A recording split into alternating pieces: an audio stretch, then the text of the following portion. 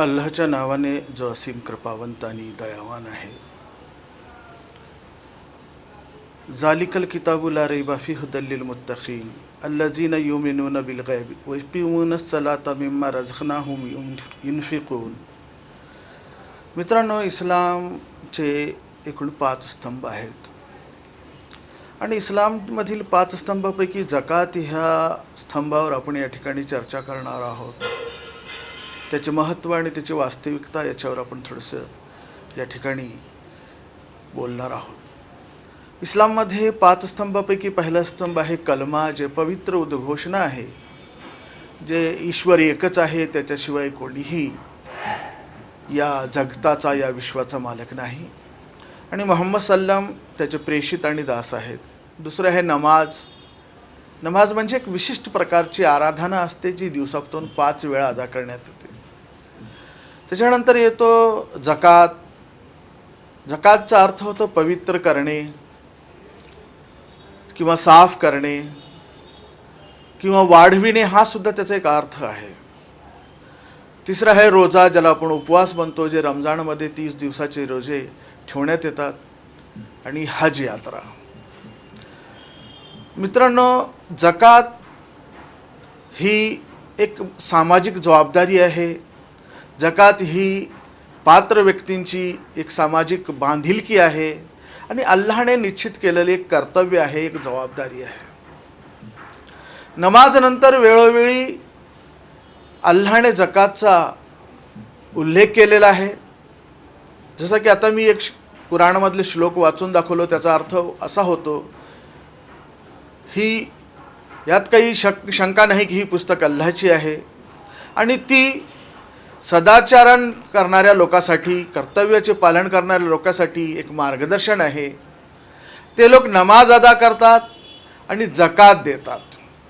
जकातचा अर्थ मी सांगितलं की श्रीमंतांनी आपल्या संपत्तीचा एक भाग काढून गरिबांना देणे, हा जकातचा अर्थ आहे.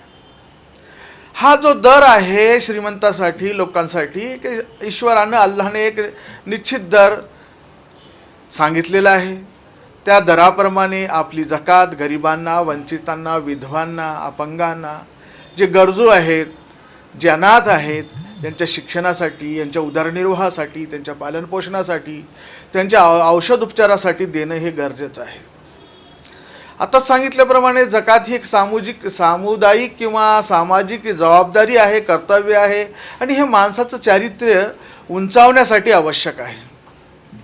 माणसाकडे किंवा कोणत्याही व्यक्तीकडे जो पैसा आहे, जी संपत्ती आहे, ती अल्लाची देण आहे आणि अल्लाहच म्हणतो की ह्या पैशातून, जे पैसा आम्ही तुमच्या गरजेपेक्षा तुम्हाला जास्त दिलेला आहे, तो गरजेपेक्षा जास्त दिलेल्या पैशातून वर्षाकाठी फक्त एकदा त्याच्यातून एक ठराविक रक्कम काढून गरिबामध्ये वाटायची आहे, अनाथ लोकांना द्यायची आहे, विधवांना द्यायची आहे, त्यांचं संगोपनासाठी द्यायचे आहे, त्यांच्या गरजा पूर्ण करण्यासाठी द्यायचे आहेत. आणि ह्या ठिकाणी श्रीमंताची परीक्षा आहे. अल्लाह पाहतो, मी ज्यांना पैसा दिला त्यांच्या गरजेपेक्षा जास्त दिलं, ते माझ्या आदेशाचं पालन करून आपल्या संपत्तीमधून लोकांना देतात की माझ्या आदेशाची अवहेलना करतात की संपत्ती पूजक बनून आहेत. लोकांना दिल्यानं लोकांची संपत्ती वाढत असते. जकात देणे हे एक अनिवार्य कर्तव्य आहे. जर नाही दिला तर अल्लाहची पकड किंवा त्याला सूट नाही आहे. अल्लाहसमोर त्याला आपला हिशोब द्यावा लागेल आणि त्या दिवशी त्याला शिक्षा होईल. समजा मी कितीही नमाज पढत असेल पण जकात देत नसल्यास माझ्या नमाजला काही अर्थ नाही आहे. त्याचप्रमाणे हे 5ही स्तंभ एक दुसऱ्यावर अवलंबून आहेत आणि यात सर्वात महत्त्वाचा भाग आहे जकातचा. जकात ह्या सामुदायिक जीवनाचा प्राण आहे. आज जी परिस्थिती निर्माण झाली आहे समाजामध्ये, आपण पाहतो जिकडे तिकडे गुन्हेगारी आहे, गरिबांचं कुपोषण होत आहे, वंचितांना, अनाथांना अन्न मिळत नाही, शिक्षण मिळत नाही, औषध पाण्याला पैसा मिळत नाहीत. आणि हे सर्व का होते? हे सर्व याच्यासाठीच होते की श्रीमंत लोक आपली जबाबदारी पूर्णपणे पार पाडत नाहीत, त्यांची काळजी घेत नाहीत, त्यांची मदत करत नाहीत, जकात काढत नाहीत. जर जकात सर्वांनी इमानदारीने काढली तर ह्या लोकांमध्ये हा पैसा वाटप केला तर ही परिस्थिती राहणार नाही. आज गरीब श्रीमंत दरी वाढत चाललेली आहे.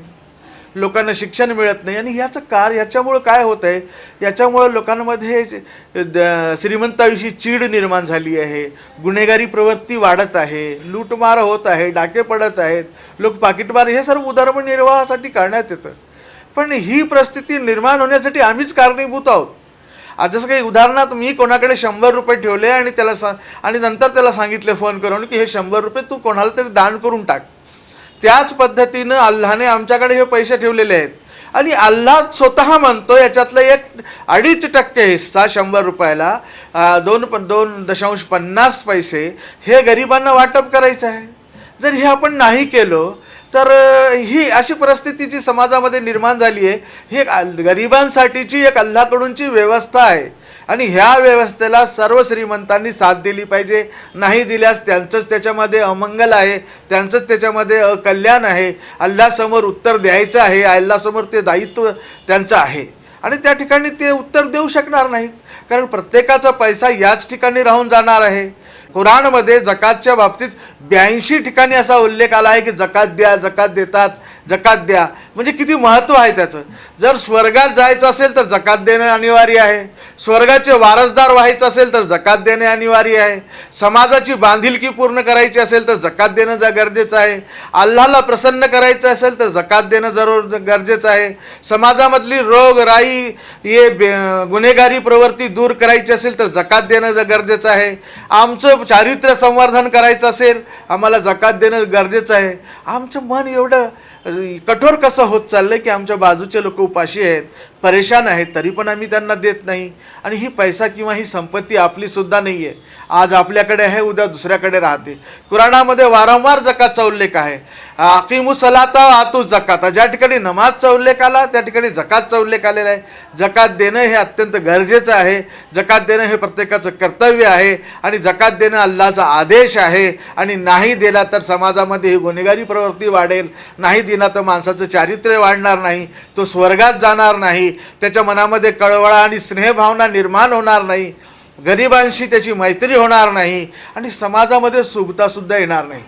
जर ही जकात सामुदायिक पद्धतीने, नियोजन पद्धतीने जर एकत्रीकरण करून त्याचं सुयोग्य पद्धतीनं वाटप केल्यास समाजामध्ये कुठेच गरिबी राहणार नाही.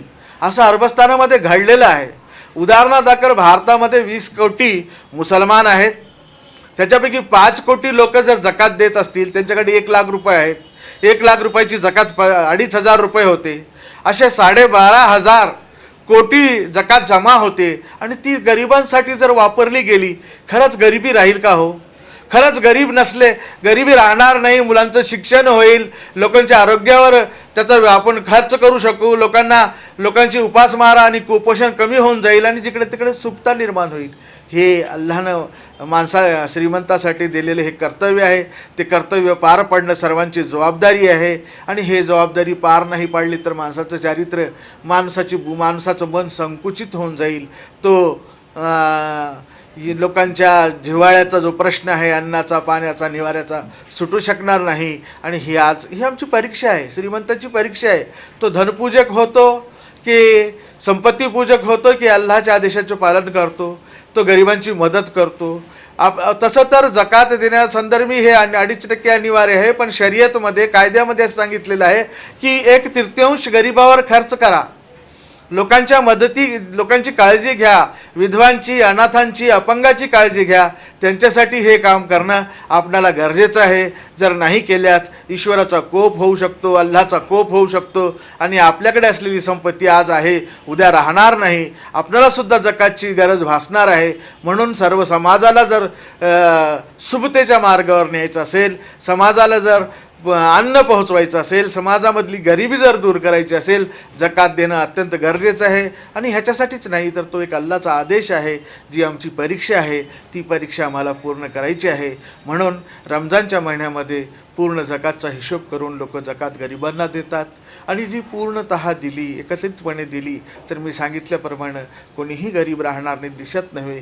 जगामधून गरिबी निघून जाईल. जकात एक सामाजिक कर्तव्य आहे, एक धार्मिक कर्तव्य आहे, आपली जबाबदारी आहे, सामाजिक बंध आहे, ती अकाउंटेबिलिटी आहे. ह्यासाठी जकात देणं अत्यंत गरजेचं आहे.